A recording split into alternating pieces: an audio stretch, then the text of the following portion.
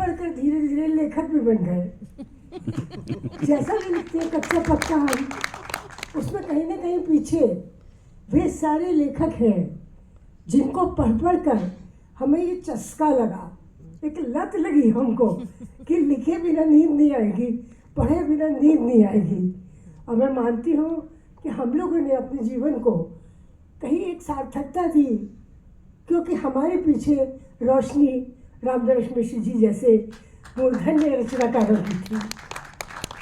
मैंने रामनरेश जी की सबसे पहले जो रचना पढ़ी वो थी पानी के प्राचीर। मेरे ख्याल में 1980 के आसपास मेरे हाथ में वो आई थी किताब, और मैं उसे पढ़कर इतनी अभिभूत हो गई, क्योंकि हम लोग जो स्कूल जाते थे तो 10 नखरे करते हुए किसी तरह से तैयार होते थे यूनिफॉर्म पहन के, और हम लोगों को कोई सवारी बस या कोई रिक्शा हमको लाद के ले जाता था, और हम इतनी नखरे करते थे, और वो इतने संघर्षों के बीच स्कूल जाते थे, गांव में नदी पार करके, ऊपर से सिर के ऊपर बस्तर रख के, बस्ते के ऊपर गुरुजी के लिए सीधा रख के, और तब वो नदी पार करके, और तब नदी जब पार हो जाती तो फिर अपने कपड़े पहनते थे और उसके बाद वो जाते थे। तो मैंने पढ़ा, मैंने कहा इस तरह भी शिक्षा ली जाती, और उच्चतम शिक्षा उन्होंने ली, और उच्चतम और सर्वश्रेष्ठ उन्होंने विश्वविद्यालयों में पढ़ाया। और उसके बाद उनके जाने जब भी मैं कोई भी पत्रिका खोलती थी, रामनरेश जी की उसमें गज़लें, रामनरेश जी की कविताएं, रामनरेश जी की कहानियाँ, यानी उन्होंने बता दिया कि लेखक के लिए कोई नखरा नहीं होता लिखना, वो हर विधा में लिखता है। ये साहित्य की जगह उन्होंने बनाई एक तरह से। आज के इस भौतिक संसार में वस्तुवाद का तो बोलबाला है, हर चीज़ वस्तुवादी हो गई है, मनुष्य भी वस्तुवादी हो गया है।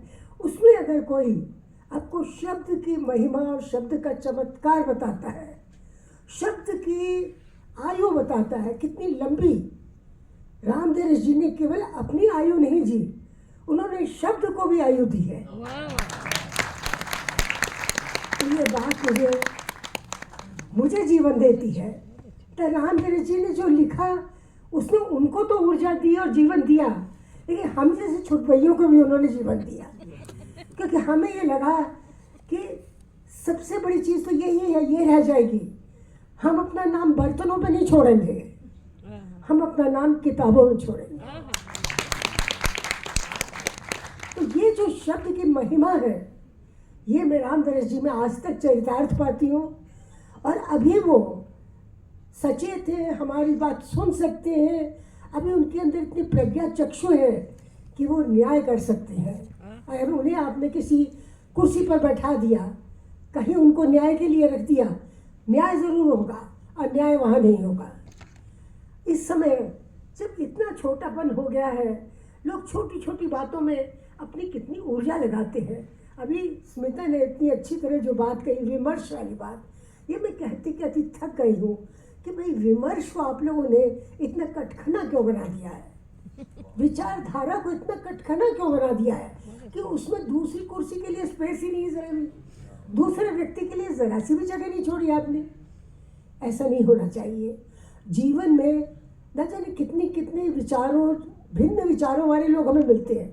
अपने ही परिवार में तरह तरह के विचार होते हैं, बच्चों के बिल्कुल रिएक्शन अलग होते हैं, खाने बैठो सबकी पसंद अलग होती है, लेकिन फिर भी कहीं कोई सामंजस्य होता है। और वो सामंजस्य कैसे आता है? वो साहित्य की कल्पना शक्ति से आता है। जब हम लिखते हैं, अब मिश्र जी कितने आत्मीय विषयों पर लिखते हैं, ना तो उनसे गांव छूटा है और ना शहर छूटा है।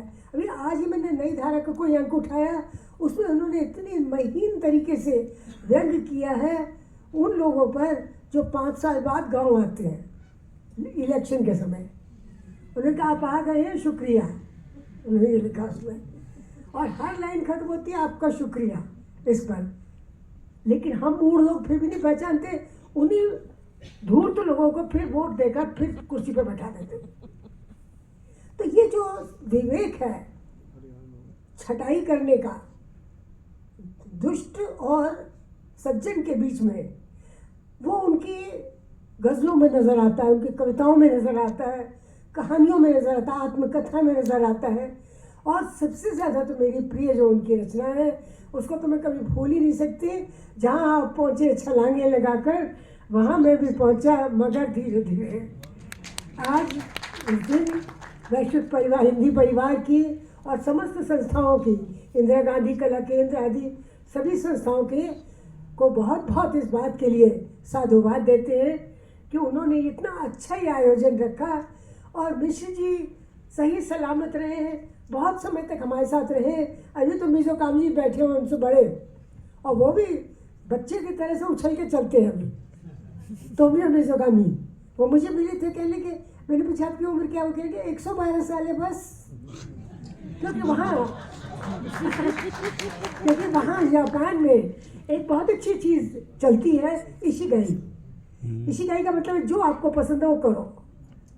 एक समय ऐसा आता है, फालतू की दौड़ भाग में क्यों लगे रहते भाई, जो आपको पसंद है वो कीजिए।